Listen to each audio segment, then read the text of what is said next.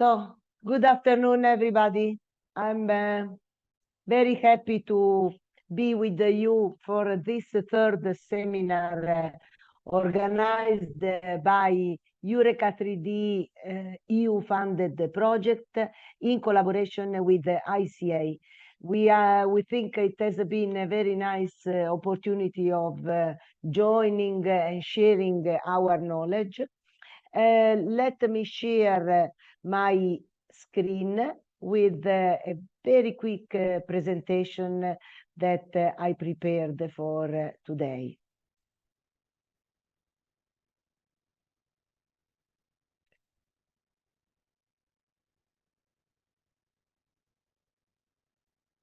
Here it is.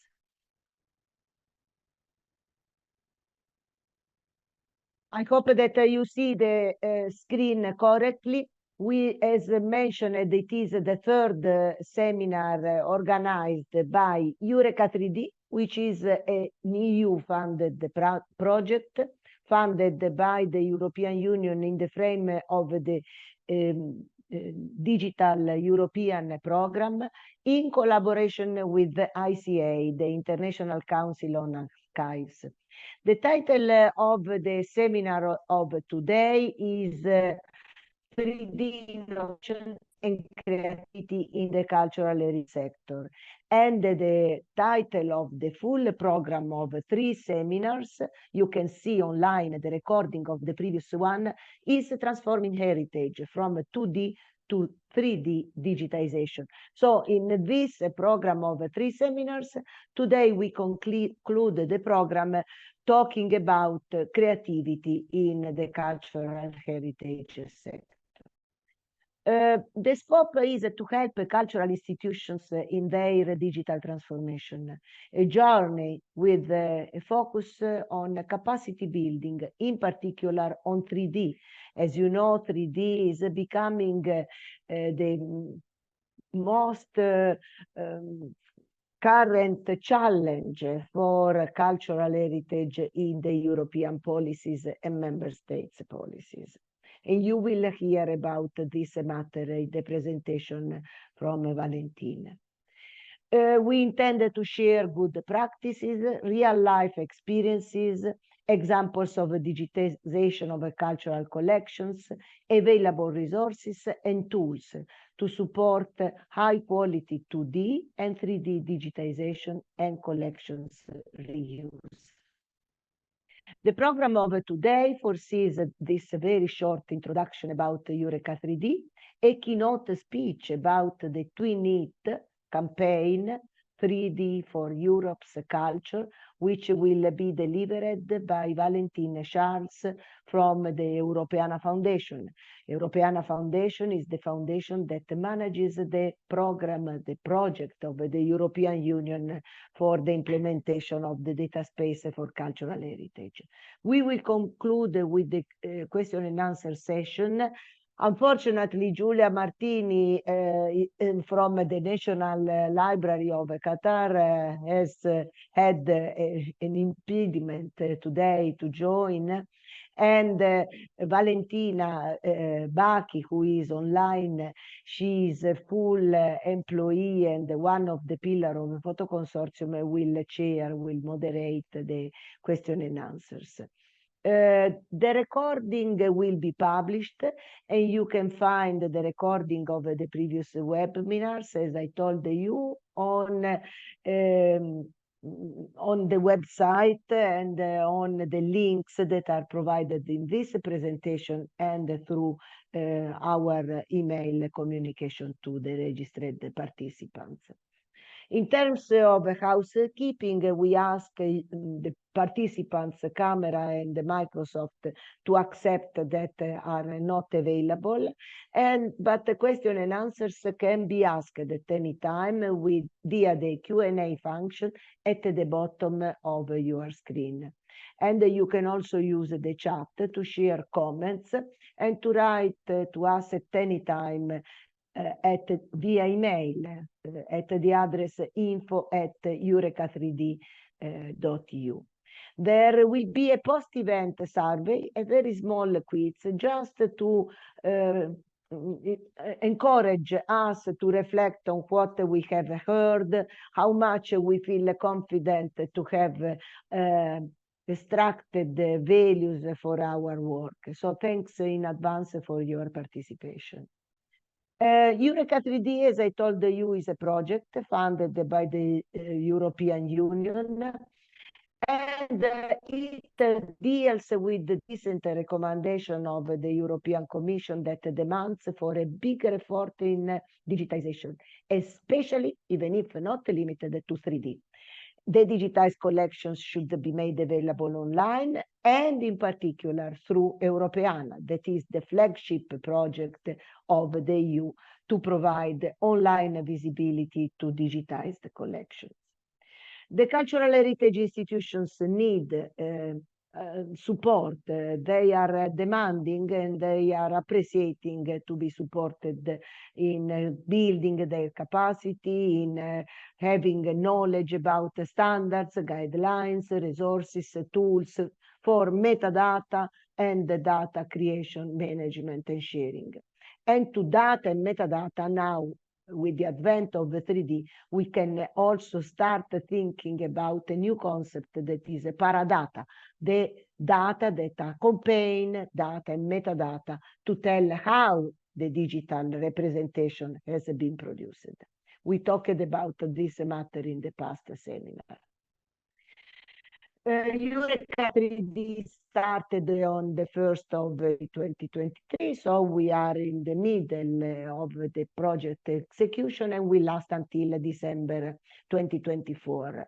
The focus is on producing everything that is in supporting the digital transformation, from the infrastructures to the support to digitization, to capacity building and training activities. So these are the three pillars of the project: the aggregation of the new collections in Europeana, the communication, the impact assessment complement the work of the project.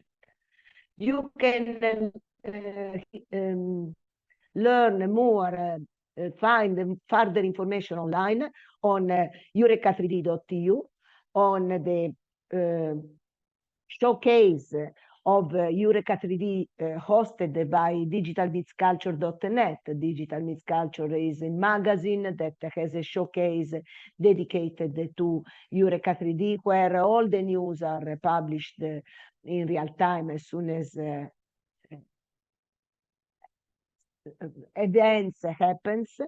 And the core activities in the 24 months are dealing with the implementation of the e-infrastructure services, the delivery of capacity building activities, and here in particular we wanted to insist on the value of VIGI, the VIGI study that has been produced by the Cyprus University of Technology and paid with taxpayers' money, because it was a tender launched by the European Union.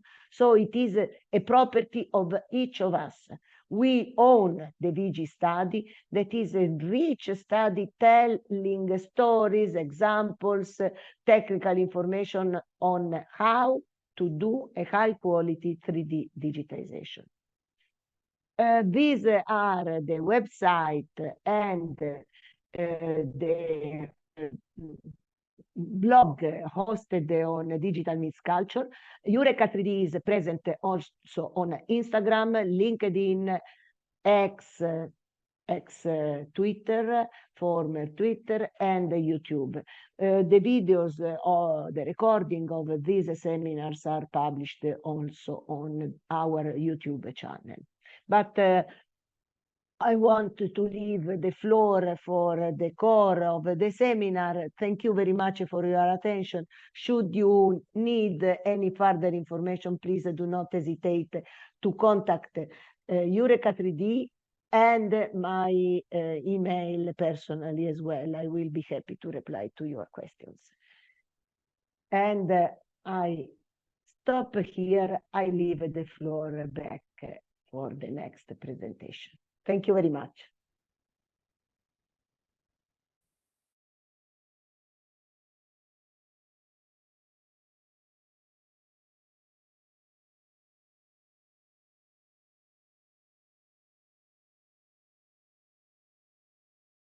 Good afternoon, everyone. Can you hear me? Can you see the slides?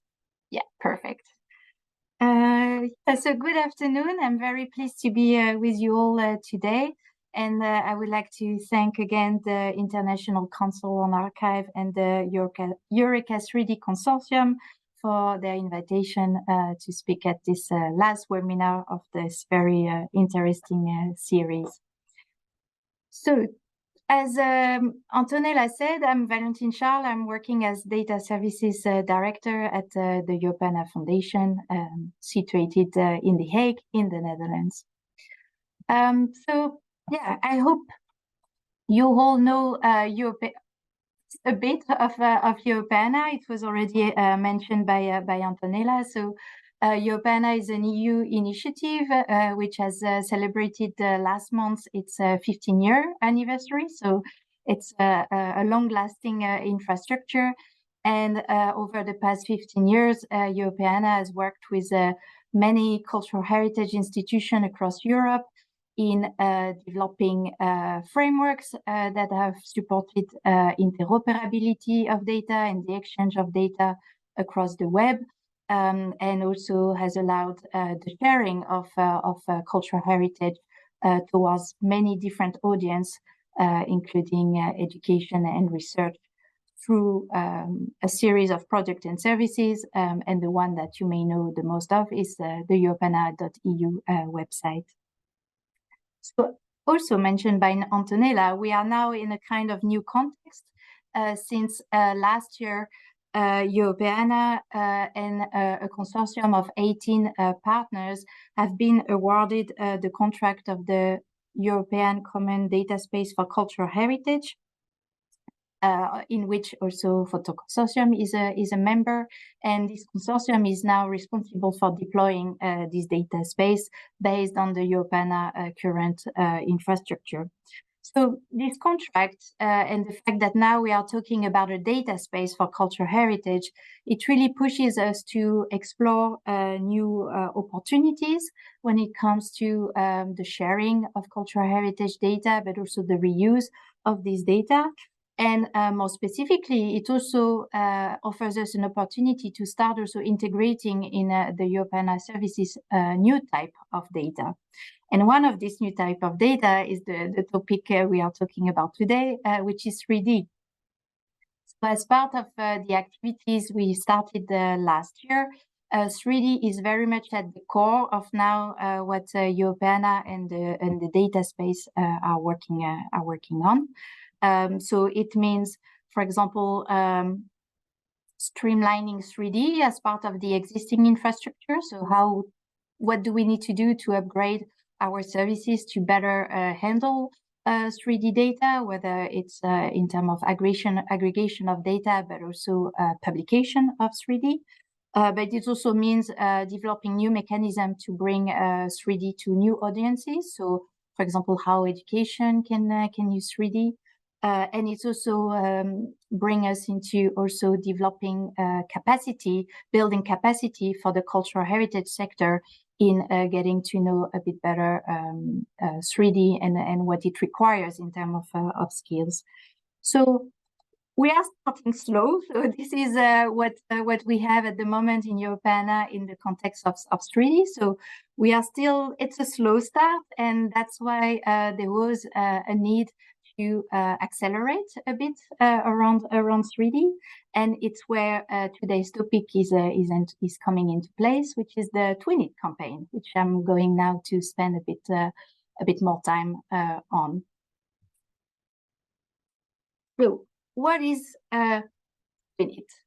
It's quite simple. It's a very simple call to action. It's a call to all the EU member states to build a pan-European collection of 3D digitized heritage assets. So this is the main core of the campaign, and it's really this campaign is really stemming from the recommendation issued by the European Commission to member states in 2021. Which were really urging member states to start working more on 3D. So it means, for example, digitizing in 3D all monuments and sites that are deemed at risk, and 50% of the most physically visited cultural heritage monuments, buildings, and sites in Europe. The recommendation are also urging institutions to digitize in categories that are at the moment with low level of digitization, so objects, assets that are at the moment not the focus of digitization campaign and should be considered. So the recommendations are really setting quite ambitious targets for every member state, and the idea of the campaign is really to support the member state in acting on those recommendations and accelerate their effort around 3D. So what is really important in the recommendation is that it's really raising the importance of 3D for the cultural heritage sector, but also for digital culture overall. So let me go through those main principles. So why 3D matters for Europe, and why 3D matters more specifically for cultural heritage and digital cultural heritage. First, it's really a question of access, where 3D application or application based on 3D material offers new opportunities for heritage institutions to reach wider audiences with new type of experience, whether they are more immersive experience, for example, allowing audiences to have a virtual access to places that may not be accessible, but also it offers opportunities to reach new audiences, and for example, audiences with also difficulties like visual impairment. So it really allows diversifying the audiences that we can reach with 3D material. Another point is preservation. So basically the recommendation of the Commission were already issued before the fire of Notre Dame, but the fire of Notre Dame had really an impact on the cultural heritage sector, and it has really raised the importance of 3D, as 3D allows for non-destructive analysis and visualization of heritage assets. It offers crucial information for restoration and conservation of monuments and sites that are at the moment under human or natural threat. It's also important for reuse. So 3D digitization with the highest level of detail can really enhance innovation and creativity, and it offers a lot of potential to develop a new type of application and services in a very diverse, in very different sector, such as, for example, education. And the last one, which was already mentioned by Antonella, is skills. So we know that our sector needs a lot of capacity building activities to upgrade the skills around 3D and what it means, whether it's about skill on the field, so how to perform 3D digitization, but also additional skills when it comes to the documentation that needs to be created in the context of 3D. So 3D has in fact a lot of potentials to also help developing skills and diversifying skills of cultural heritage professionals in the sector. So based on this ideal and those aspirational principle, I should say, we have developed the TwinIt campaign.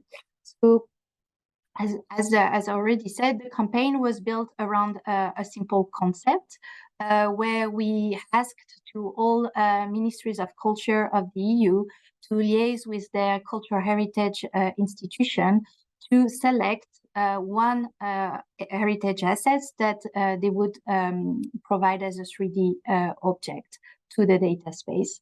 And the result is to collect, with the collection of those 27 objects, we will build an emblematic collection of high quality 3D assets.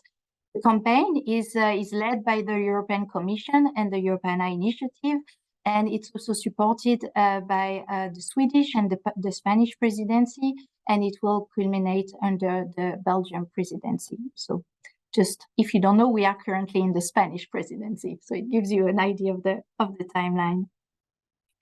What are the criteria for selection for those 3D assets?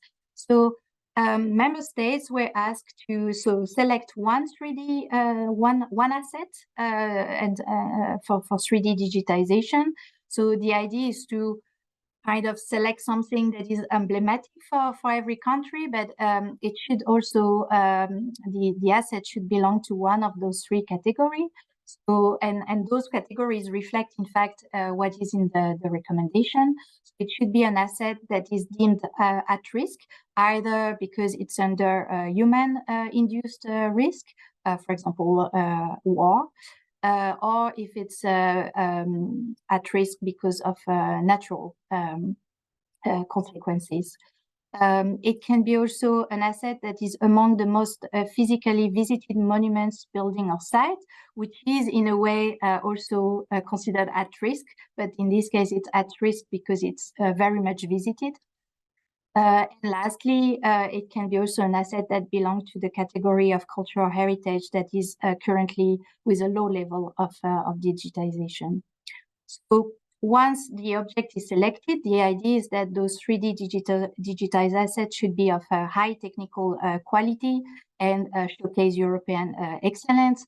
And this excellence is also supported by activities such as the EUreka3D project presented by Antonella, or pieces of work like the VGA study.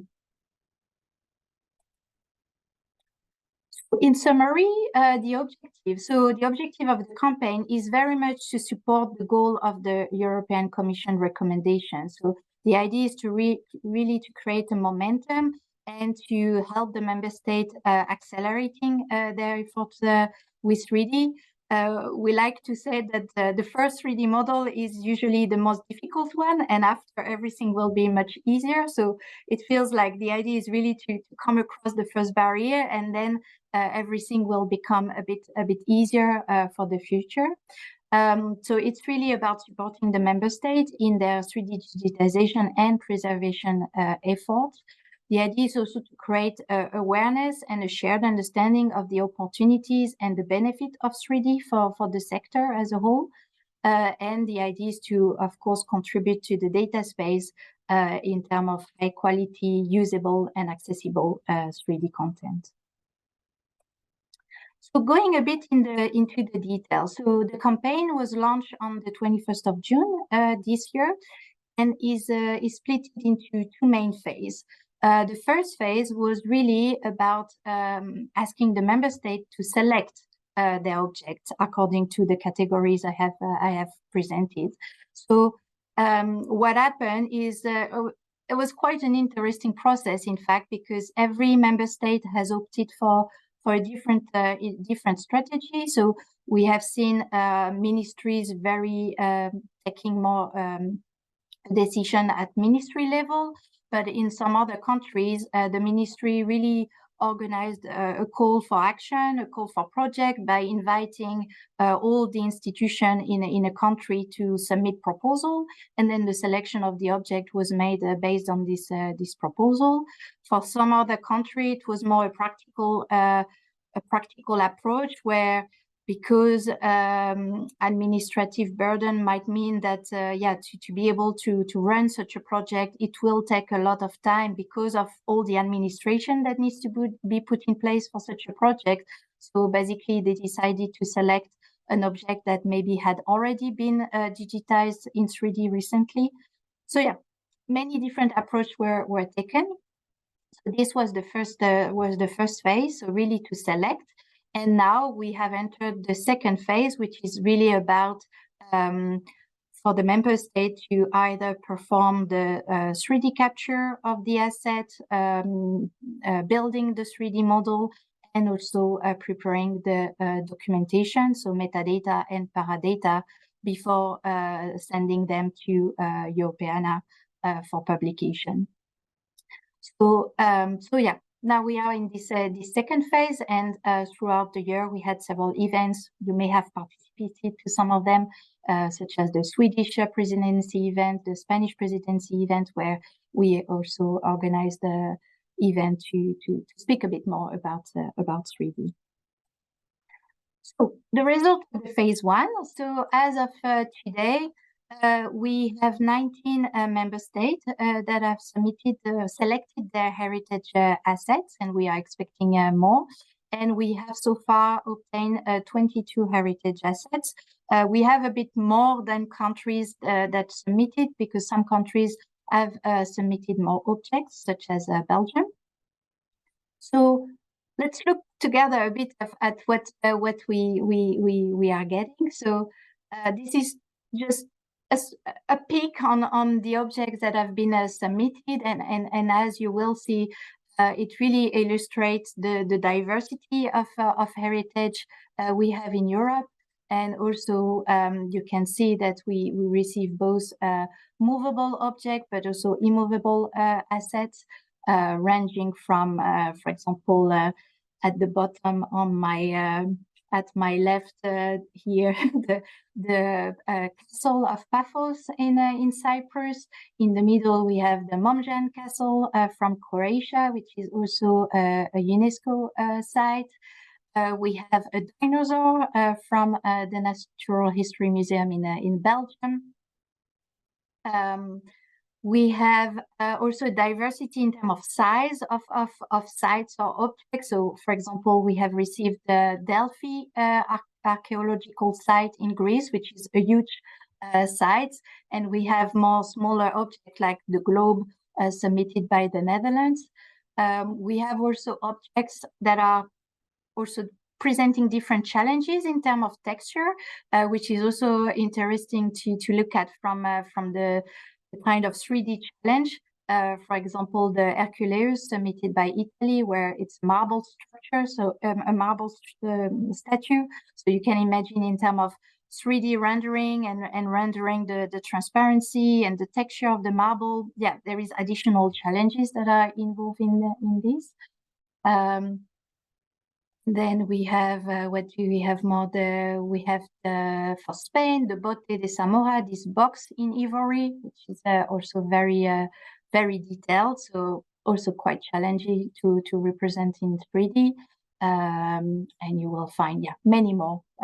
Here in the middle, you have the National Library of Ljubljana in Slovenia that have been submitted. So many interesting things. So as you can see, in terms of representation, it's very diverse, and also in terms of the categories that are represented, it's also kind of well balanced.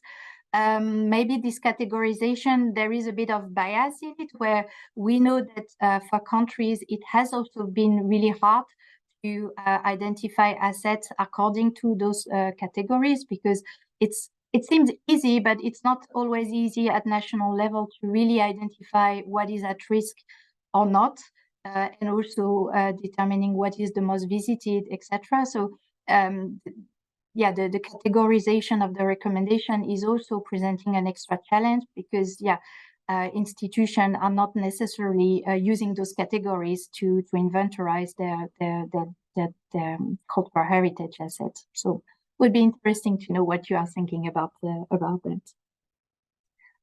So now, as I said, we are in phase 2, which is really about preparing the 3D model and the data that goes with it. It's the time where now we are starting to receive a lot of questions from member states, whether it's about what type of 3D viewers or hosting platform are available that they could use, how they should consider the licensing around their 3D model,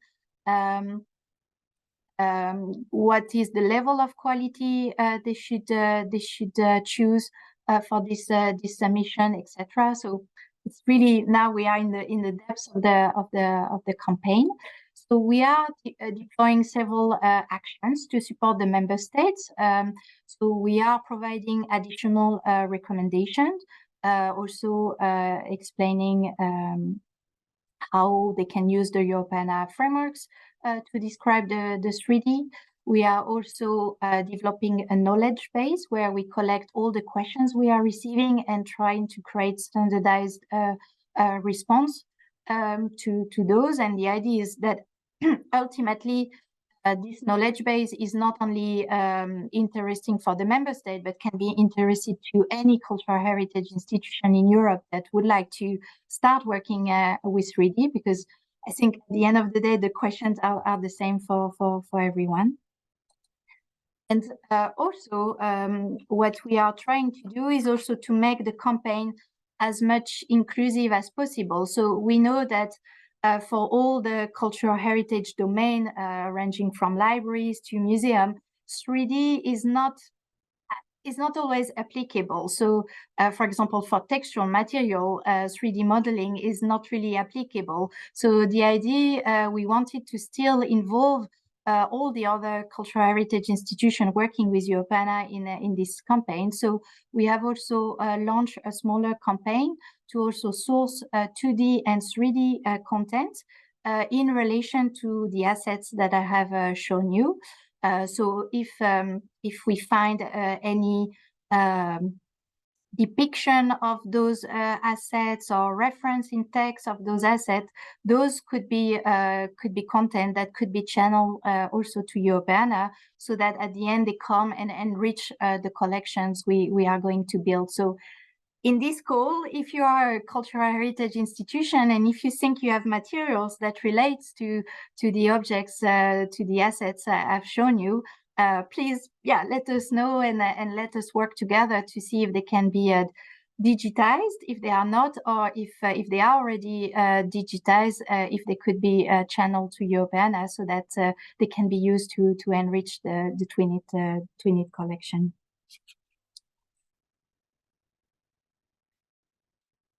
We are not alone in this. So Europeana is working with a huge network of aggregators. So we have in total 42 accredited aggregators across Europe. Some of those aggregators are national aggregators. So those have been mobilized to work with the member states for channeling the 3D asset to Europeana. But we have also other aggregators such as Photoconsortium, who is also working with Europeana on 3D. I was talking about capacity building and also the need to develop skills around 3D. So what we did as part of the campaign is to organize a series of webinars for member state representatives. So the last webinar was this week. It's a series of webinars we developed in partnership with the 4CH 3D Competence Center. So those webinars were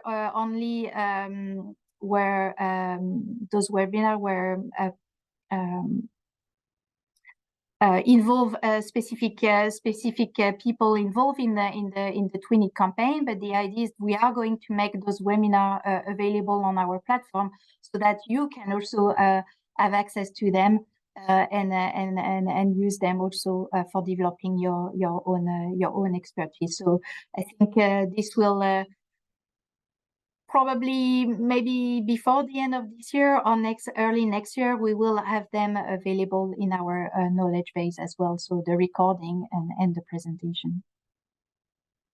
And one of the other things that can be relevant to you as part of the TwinIt campaign and this idea of also inclusivity and involving more actors in the campaign, we have developed the TwinIt label, which is a label that can be applied to any events or initiative that support the objectives of the campaign and also are in line with the Commission recommendation.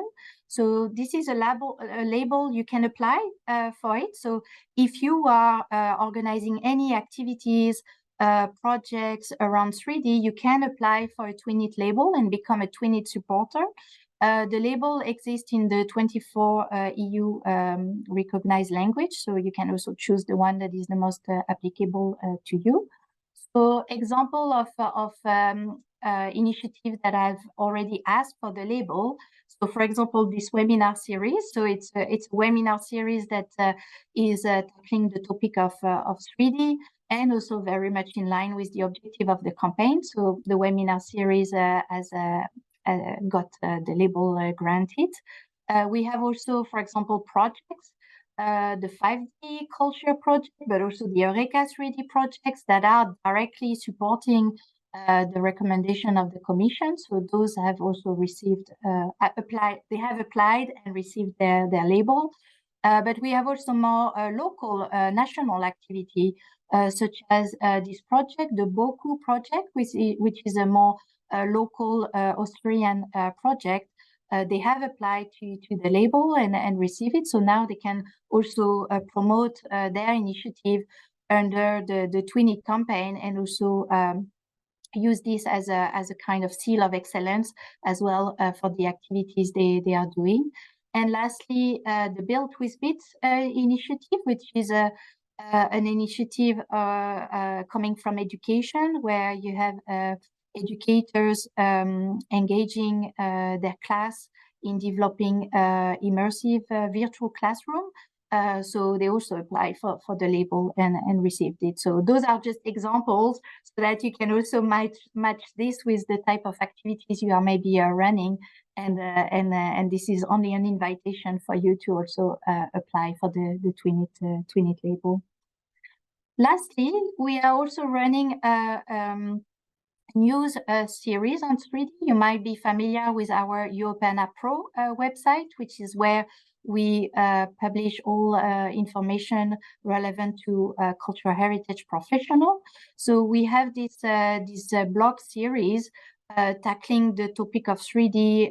So it's much more for professional, and tackling the topic of 3D, whether it's about member states showcasing how they are envisioning their 3D project, but it's also illustrating different type of challenges in relation to 3D, etc. So if you would like, if you have also a project, or if you would like to showcase your work in this blog post series, let us know, and we can work with you on creating something that can be relevant to a broader audience. But I invite you to also browse through the different blog posts.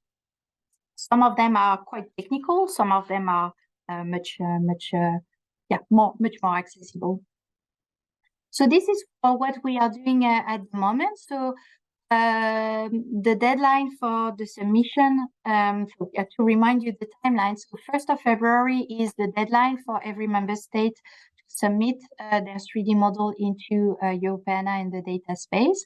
And then from February on to June, this will be the time where we will showcase the result of the campaign. So not only the 3D model, but also any other 2D material we will have also collected. And we will promote the final collection in conjunction with the Belgian presidency in May, June, potentially during a final event where we will showcase the achievement of the TwinIt campaign. This will be the end of the campaign, but not the end of the work on 3D. I think as a sector, we have to continue our efforts. So the idea of the campaign is really to work as an accelerator and providing all the supporting actions that are needed to enable the sector to move towards 3D. So yeah. We hope that the campaign will have the positive effect we are looking for, and that in the future we will receive many more 3D model, and also we will start working on the next phase, which is really then the reuse of the 3D model as part of VR, XR experience that can be reused by a broad audience. that was it for me, what I wanted to present to you. I hope you found it inspiring. I hope you found a couple of things where maybe you can also participate. And yeah, I'm happy to answer any question. Thank you. Thank you very much, dear Valentine, for this inspiring presentation. I think this really showcased the big effort that the European Union is trying to put in this journey of the digital transformation of the cultural heritage sector and cultural heritage institutions. I think we are really in exciting times because indeed this entire new world of 3D is very much complex, because certainly we know that to create a 3D model for a big archaeological site is a very complex activity, but also to showcase this model is very complex. And the audience is a bit silent because they are probably, still crunching some information. There is a simple question in the question and answer by Carlos Bartol Gutierrez, who asks where it is possible to consult the list of objects selected by each country. And this, I think, is interesting because it is good to look at what the member states offer it, because as you said, it's very different materials. Yeah, so far we haven't published the list openly, let's say. So I mean, yeah, I think we will have to publish it. Yeah, I have the full list. If you contact me, I can provide it to you.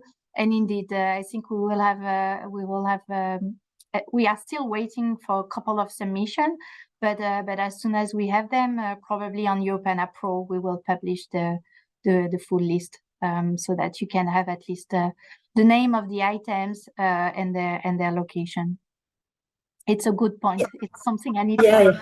No, it's a work in progress, as you said. We are halfway in the campaign, and I think this is super relevant, especially for our audience who is coming possibly from the world of the archival sector, because indeed a museum, for example, have objects that they can digitize in 3D. An archive may feel that it is something that they are not involved with, but it is absolutely not true. As you say, already in this first campaign, not only the 3D, but we are also seeking for additional content to complement the story of these objects. So, of course, as you said, if the materials, the documentation of these objects is in other archives than in the museum or in the site, it is very welcome to, complement this information. I have another question in the question and answer box by Marcus Lansinger. How can we contribute to the 3D knowledge base? This is a super interesting question.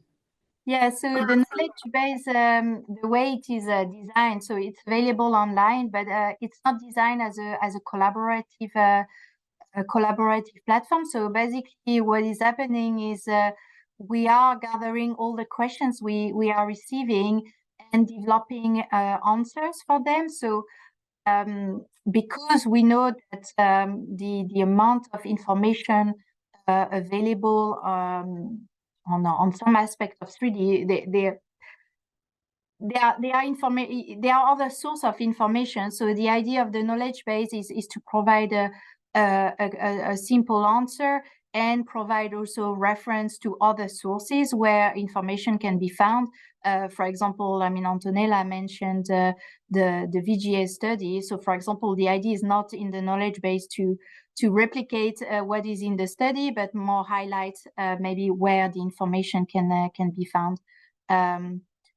So yeah, so for now, yeah, it's not really something that, I mean, you can contribute to questions, or maybe if later you see that some of the answer to the questions could benefit from additional reference, again, please feel free to let us know. But yeah, at the moment it's not designed as a fully participatory. I mean, the platform doesn't allow for direct contribution. Thank you. Before I give the floor to Antonella, I would like to share a comment that is in the chat.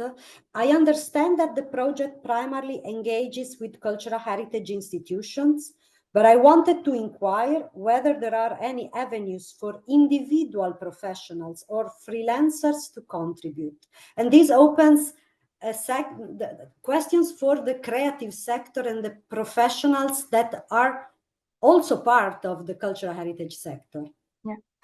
So the idea of the campaign, because indeed I see that there is another question. It's really a campaign for member states. So indeed, in every country has their own digital strategy when it comes to culture. So things are happening a bit differently.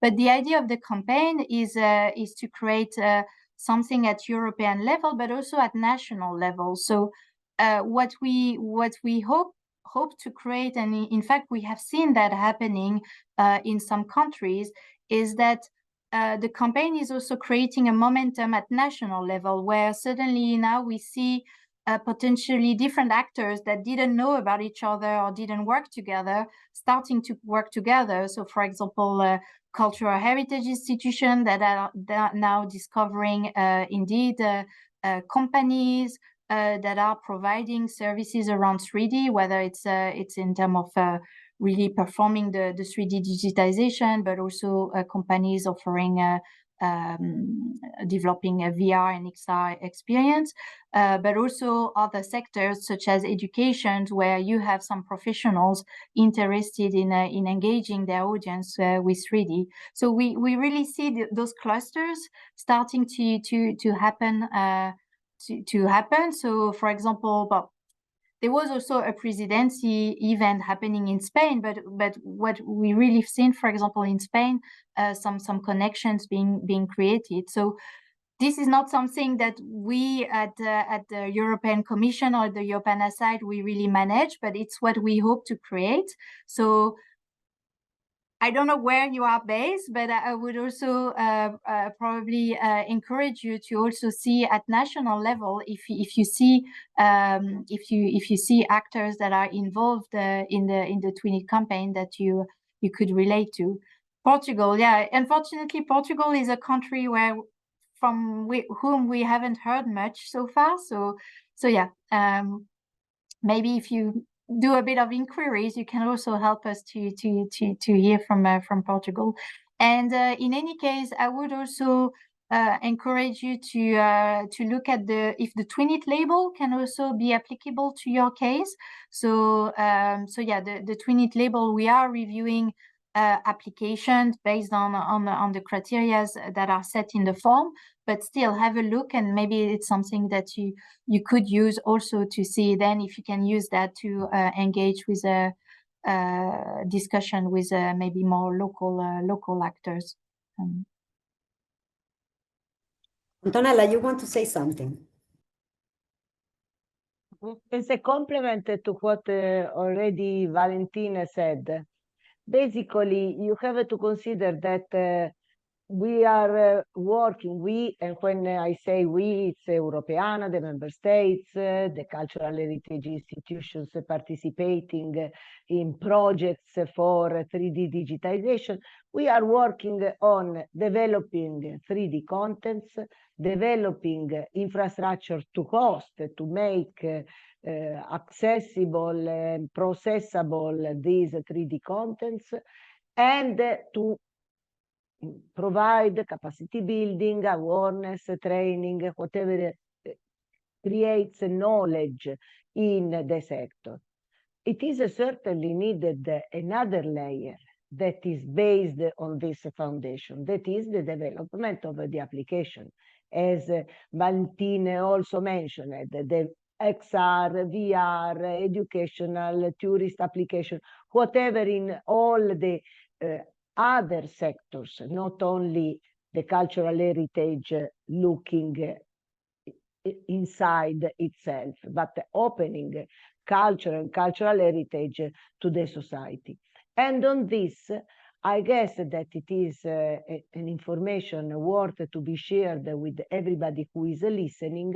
There are calls for proposals from the European Union, and in particular one that is open now, which will last until end of January next year, almost end of January, and which can be another opportunity for freelancers, professionals to contribute.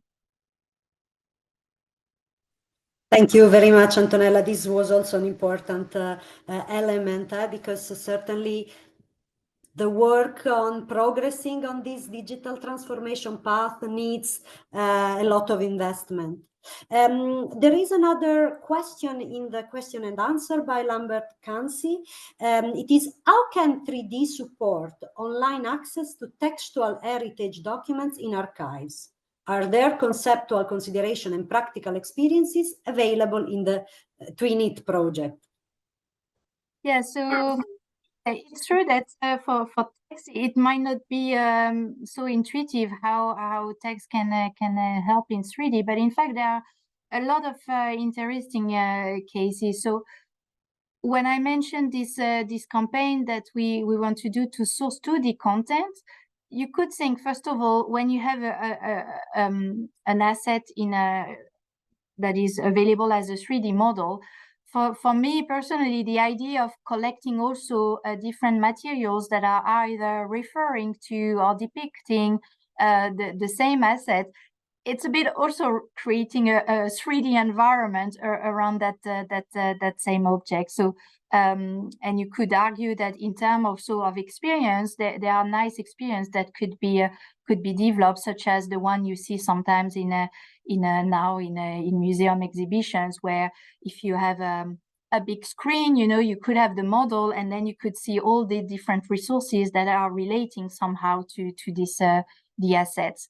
Another application is also using the potential of AI, which is sometimes to use textual material to extract some feature about some specific monuments or sites, and to understand better maybe what was the status of this building at a certain time. So for example, when you have a monument and you build a 3D model, and maybe there are some parts of the building that are damaged, etc., going back to text can be a way to extract some feature that then using some kind of AI algorithm, then you can basically recreate the missing bit in the building. I've also seen projects where people have recreated in a more imaginary way a building only based on text. So, you know, in the literature, you know, I don't know if you have a Victor Hugo describing Notre Dame in its book, you know, using also AI, that you can parse the text and extract feature and try to recreate a Notre Dame in 3D based and say, well, this is what it could look like based on the view of Victor Hugo and how he described it, whether it's also how the light shine on an object, etc. So I've seen interesting use cases like that are also combined with other technical innovations that are also relevant for the cultural heritage sector. So around data processing and textual analysis, that all combined can really bring interesting use cases. So we are not doing anything particular about this in TwinIt, but because we are talking much more about 3D, it's also those use cases are being surfaced. Yes, I think this was very relevant also because we are talking, and I think it is explicited also in the recommendation, and certainly in the VGA study that was commissioned by the Commission. This idea that the 3D model is one element but it needs to be complemented with the so-called holistic documentation. So it is not only a reproduction in a virtual format of a building or of an object, but really it is complemented by a variety of additional resources that really enhance the experience of the viewer and of the user. In fact, we've spoken, and Valentine, you provided various examples on the reuse of these 3D models. We are putting a lot of efforts in creating them, but for whom and to do what? And I think that indeed it is important that these 3D objects, which are visualized in very advanced tools, are complemented by a wealth of material that replies to the requests of the various target users. So the general user, the education, the research on cultural heritage. And I think this is really, as I said before, an exciting moment because we are really in a transformation mode of our sector. We have still 3 minutes left. I don't know if you, Valentine, or other from the panelists would like to conclude with some comments. From my side, I would say that 3D digitization is a total new world to explore, and it offers a lot of opportunities for cultural heritage institutions to better fulfill their mission of preserving and sharing cultural heritage. So a final statement about that. No, I mean, because, yeah, I think here we have an audience, people working mostly in the archive. So I think it's also to use the topic of 3D as an additional opportunity, maybe to bring the domains together. So it's true that for the text domain, 3D might be less readable, but it's interesting to think about it in terms of collaboration across cultural heritage domain, and see, yeah, how can we use 3D to also collaborate a bit more between also museum, libraries, and archive. I think it offers a nice opportunity in terms of also developing meaningful experience for our audiences. I find it quite interesting.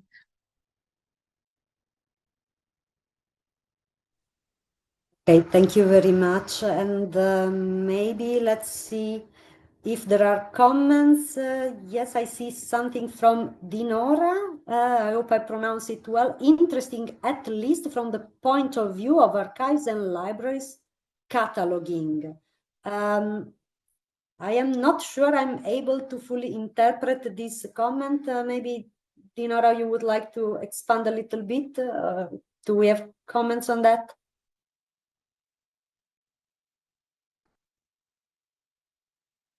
It was probably more a comment. Yeah, it was more of a comment. Okay. Okay, so I think we are reaching the end of the webinar. I hope. Dinora, I'm thinking about cataloging in 3D. Okay, yes. It is, as I said, an entire new world to explore. Antonella, you raise your hand. Yeah, just the comment of Dinora brought to my mind the idea of using 3D to recording scenographies and setup of museums exhibitions.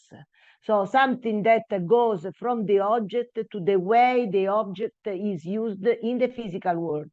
And so to use the 3D digitization to represent the 3D physical space to host objects as we were in that space. So there are a lot of shift between the physical and the virtual that the 3D will enable to invent and to create.